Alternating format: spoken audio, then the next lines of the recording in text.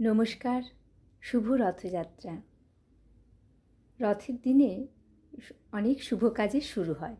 এই যে ছেলেটিকে দেখছেন, ও আমার দিদির ছেলে।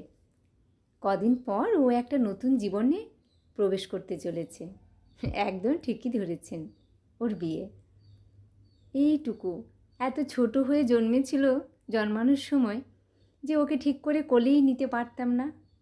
সেই ছেলেটা কবে কবে এত বড় হয়ে গেল। চোখের সামনে থাকে বলে ছেলে মেয়েদের বড় হওয়াটা টেরই পাওয়া যায় না। এই ছেলেটা নতুন সংসার হবে, ওর পরিবার বাড়বে। সত্যি ভাবলে কি ভালো লাগছে। তাই আজকের দিনে ওকে ডেকে অল্প একটু খাওয়ার আয়োজন করেছিলাম। সেরম কিছু নয়, তবে যেটুকু বানিয়েছি নিজের হাতে, এটা একটা বড় তৃপ্তি। বানিয়েছি লুচি। লুচি খেতে ছেলেটা বড্ড ভালোবাসে। সাথে আলু ভাজা আর কাবলি ছোলার তরকারি। কালও বলেছিল মাসি একটু টকটক করে বানাবে। টক দই দিয়ে বানিয়েছি কাবলি ছোলার তরকারি, সাথে নলেন গুড়ের পায়েস। জানেনই তো, বাঙালির শুভ অনুষ্ঠান পায়েস ছাড়া ভাবাই যায় না। আর বিয়ের ফুল ফুটেছে বলে ওর প্লেটে সাজিয়ে দিয়েছি একটি ফুল। এই বুদ্ধিটা খানিকটা আমার কন্যের, খানিকটা আমার।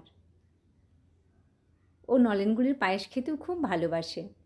এটা আমি কাল রাতে বানিয়ে ফ্রিজে রেখেছিলাম।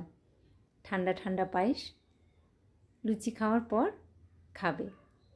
তার সাথে আজকে বাড়িতে যে পুজো হয়েছিল, সেই পুজোর খানিকটা ফল, আম, কলা, আনারস আর একটু সন্দেশ। আমার ছাদ বাগানে যে জাম গাছের কথা আপনাদের কয়েকদিন ধরে বলছি, ওই জামের গাছটায় কাল পর্যন্ত ঝুলছিল শেষ জামটা। কি আশায় ছিলাম আজ ছেলেটাকে দেব।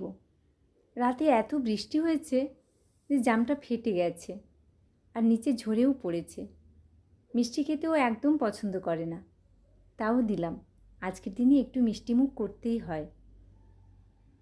একটা নতুন জীবন এরকম মিষ্টি হোক, প্রসাদের মতো পবিত্র হোক, সুন্দর হোক। ওদের সুদীর্ঘ সুন্দর ভবিষ্যৎ কামনা করি। ভালো থাকুক ওরা।